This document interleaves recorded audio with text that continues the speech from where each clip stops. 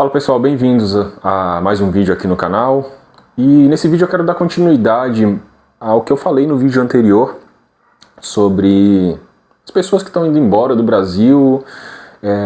Eu fiz meio que um desabafo no vídeo anterior também, deixando alguns recados para o meu eu do futuro, né? Para o meu eu de 5 anos do futuro, se eu ainda estiver vivo até lá.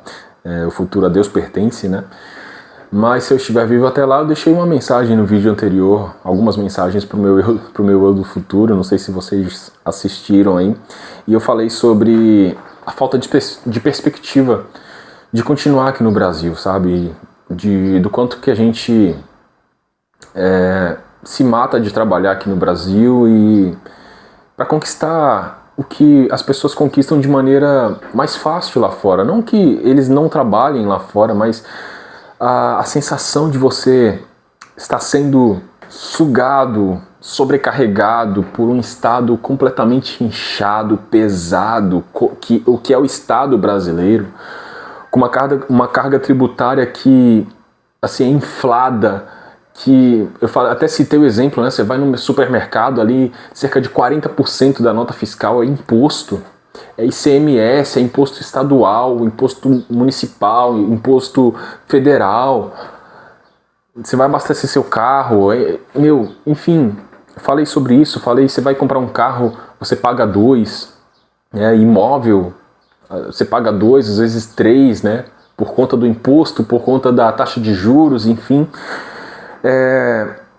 E dando continuidade a esse pensamento, porque eu estava vendo outro dia pessoas, né, que saíram do Brasil e deixaram tudo para trás, alguns até fizeram empréstimos aqui para viver uma nova vida nos Estados Unidos, outras na Irlanda, e assim, com o mesmo esforço, a mesma dedicação que elas tinham aqui no Brasil.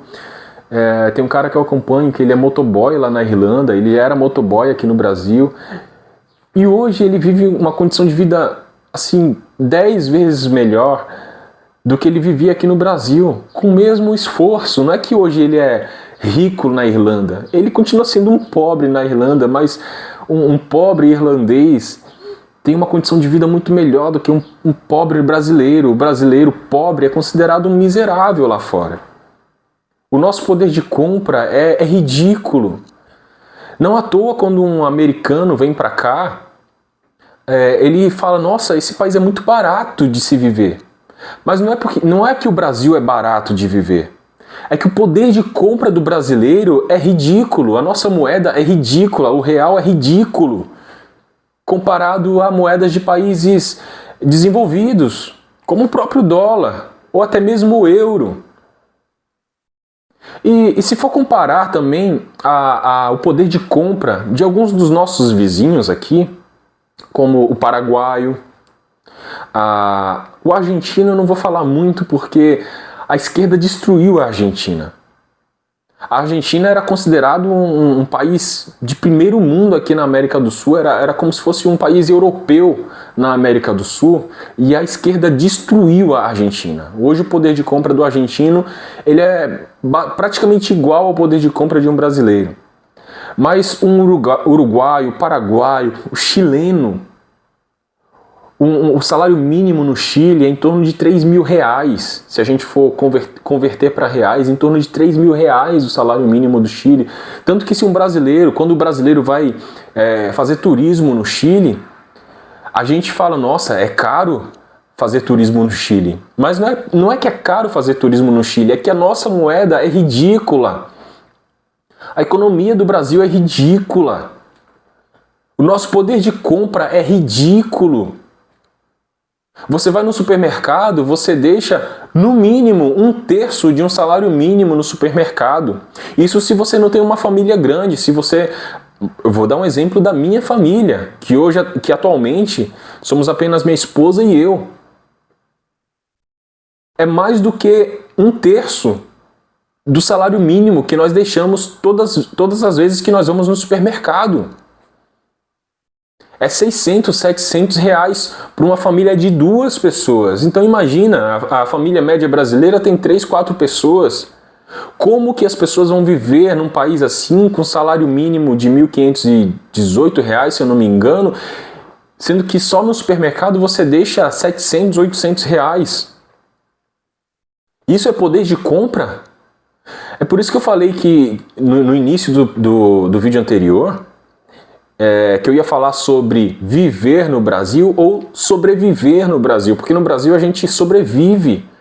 Quem é pobre, quem não tem boas condições de renda, a pessoa não vive, ela sobrevive, porque ela não consegue tirar um período de férias, não consegue fazer uma boa viagem.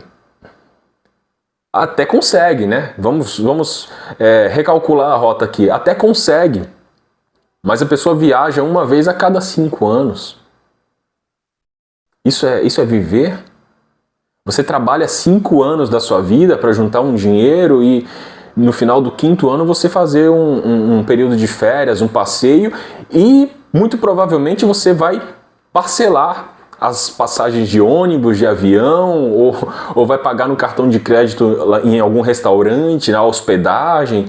Ou seja, você passa 5 anos projetando uma viagem, juntando dinheiro, e ainda assim, depois que você sai da viagem, você passa ali um período, 6 meses, 1 ano pagando essa viagem. Isso é viver? Isso não é viver. Você trabalha a vida toda para ter para comprar um carro de R$30 mil, que é um carro de 15 anos de uso já. Um carro que daqui a 5, 6 meses já vai te dar problema. Você pagou R$30 mil e daqui a 2, 3 meses você vai ter que tirar mais R$5 mil do bolso para dar para o mecânico.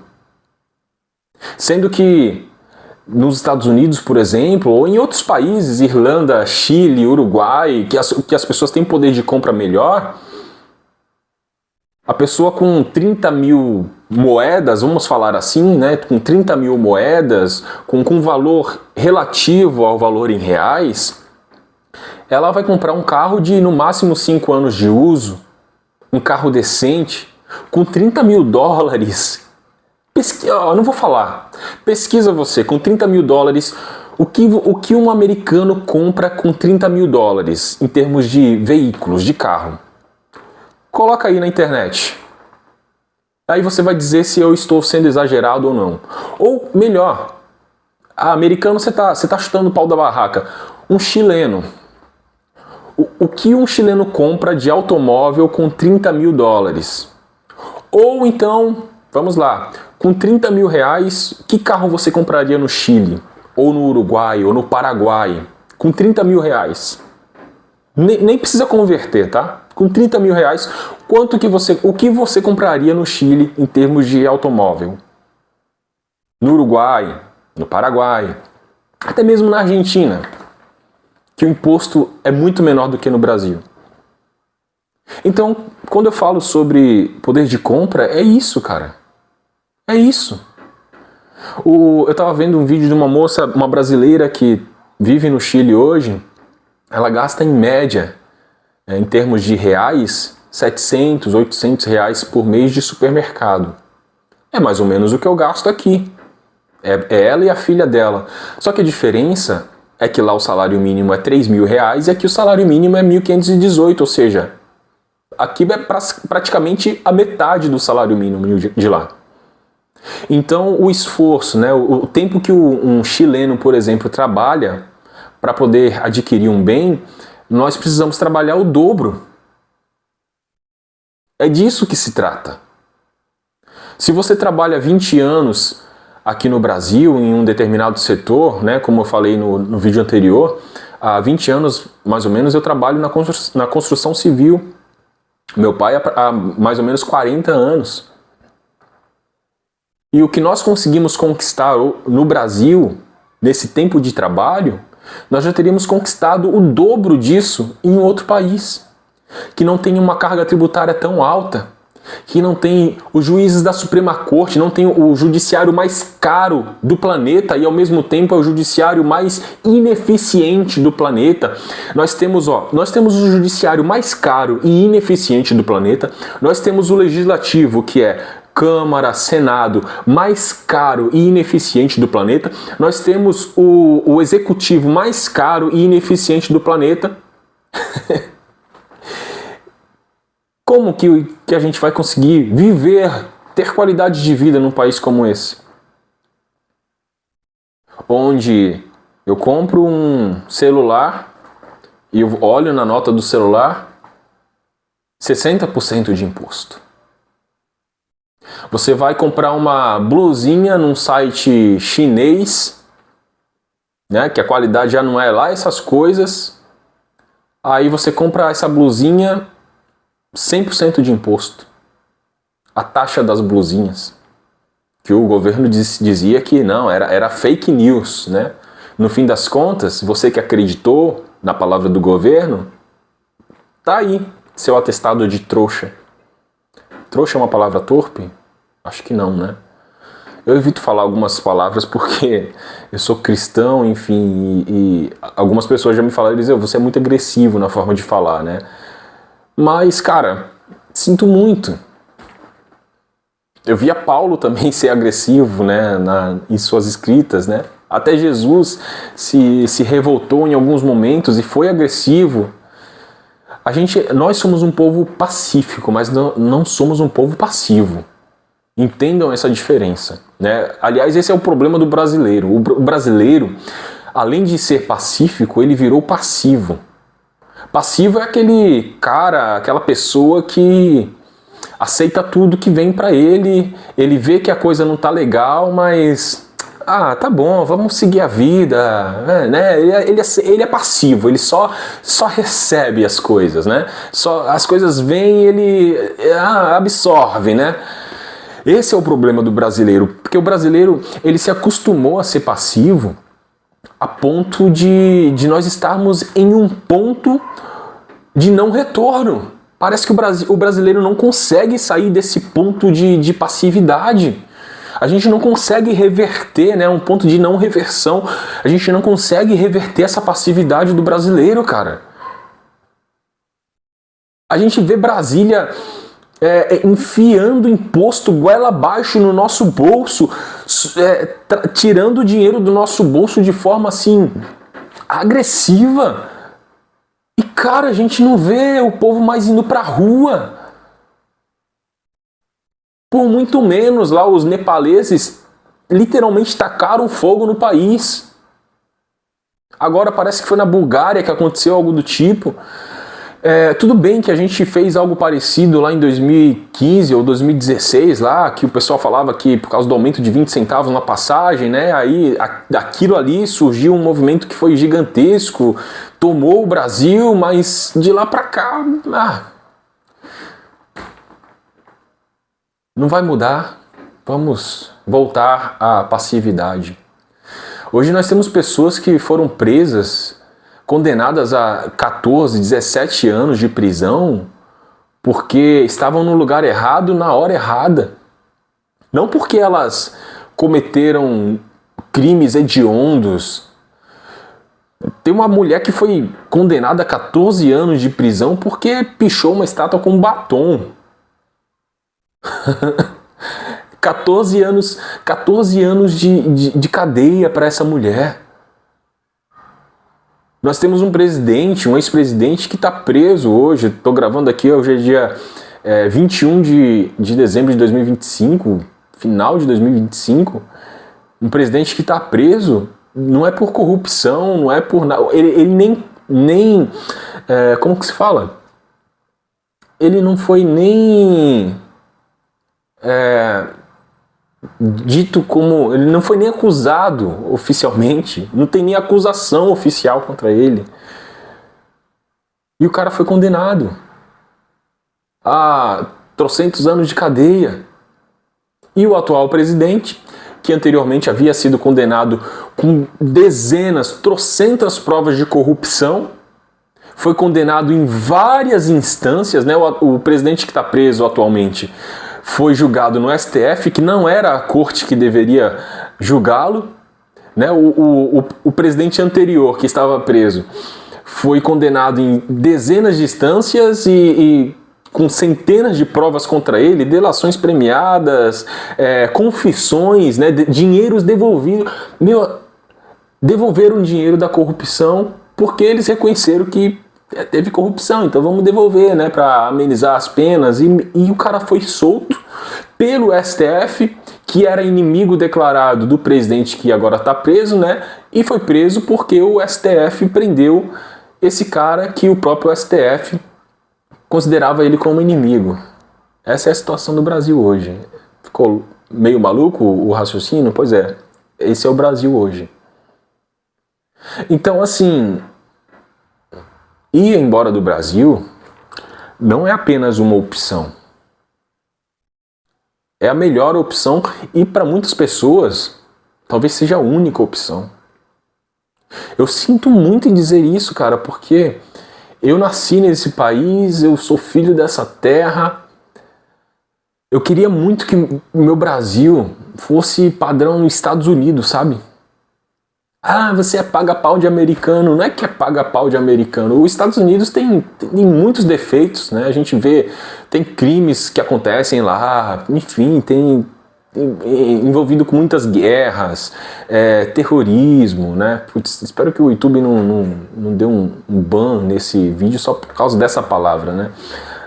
Mas enfim, mas em termos de qualidade de vida, poder de compra e assim, você vê que o trabalhador, como a Bíblia diz, né, o trabalhador é digno do seu salário. Aqui no Brasil não é muito digno do seu salário, porque o salário do brasileiro é indigno. E não é culpa das empresas não, tá? Como o governo atual quer fazer a gente pensar, quer criar essa briga entre patrão e empregado. Não é culpa das empresas que o salário do brasileiro é ridículo. É culpa do Estado, porque a empresa, quando contrata um trabalhador formal, CLT, ela paga por 2. Então, se ela paga 1.518 para você, ela paga mais de 3.000 reais no fim das contas, porque tem benefícios, né? Os famosos benefícios, tem os impostos, as tributações, enfim, para contratar um funcionário, ela tem que desembolsar o valor de 2. Então como é que você vai dizer que o fato do seu salário ser ridículo é culpa da empresa? Não, meu amigo. Sabe por que às vezes você vai numa conversa com seu chefe, pedir o aumento, e ele até reconhece que você é uma pessoa esforçada, que mereceria um aumento, mas às vezes ele não pode te dar esse aumento, porque se ele aumenta o teu salário, ele vai aumentar também o que ele vai ter que desembolsar, não apenas para você, mas também para o governo. Por todos os impostos que ele recolhe para manter você contratado. Então, como que um país desse pode dar certo? Fazendo uma reforma gigantesca, estrutural. E eu acredito que essa reforma vai acontecer nos próximos 30 anos? Não acredito. Porque para uma reforma dessa acontecer, o brasileiro precisa mudar a mentalidade de achar que ele é vítima da sociedade e entender que ele é culpado pela sociedade que nós temos hoje no Brasil e entender que nós precisamos, já que a gente vive num país democrático, né?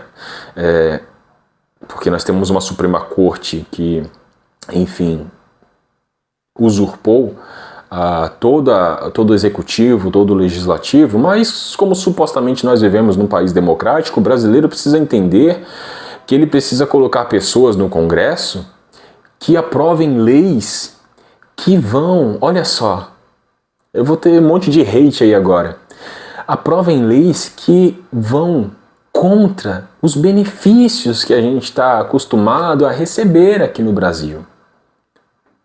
Porque, meus amigos, dinheiro não cai de árvore. Se você recebe algum tipo de benefício, tem alguém pagando. E para alguém pagar esse benefício, o Estado suga dessa pessoa. E se alguém está pagando um tributo a mais para o Estado te dar algum tipo de benefício, é um produto que vai ficar mais caro na prateleira. É um serviço que vai ficar mais caro para você e para os demais que pagam a conta. Não existe almoço grátis, é isso que o brasileiro precisa entender. Então, assim, eu não vejo nos próximos 30 anos o brasileiro tendo essa mentalidade de mudar o sistema político do Brasil, de mudar o pensamento político, de que precisa de mais direitos. Agora, olha só, foi aprovado um imposto, se eu não me engano, de 30% sobre bebidas açucaradas. Um desgramado lá de um deputado ou senador do PSOL se gabando ainda nas redes sociais. Vitória da saúde. É um escambau. É um pilantra um ser desse. E tem um bando de acéfalos que aplaudem. Vitória da saúde, isso aí é o governo se preocupando com a saúde do povo brasileiro, um escambau. Enfim, para esse vídeo não ficar muito longo, mais longo do que já tá, né? Acho que era isso que eu tinha para falar hoje. Tem mais coisas aí para falar, talvez eu faça outros vídeos, não sei. Tô gravando esses vídeos mais como um desabafo mesmo. Não tenho perspectiva também de que esse canal vai ter algum tipo de visibilidade, mas enfim, o Brasil caiu, galera. O Brasil caiu. Então, se você puder, vá embora. É o melhor que você faz para o seu futuro e o futuro da sua família. É isso aí, fiquem com Deus e até o próximo.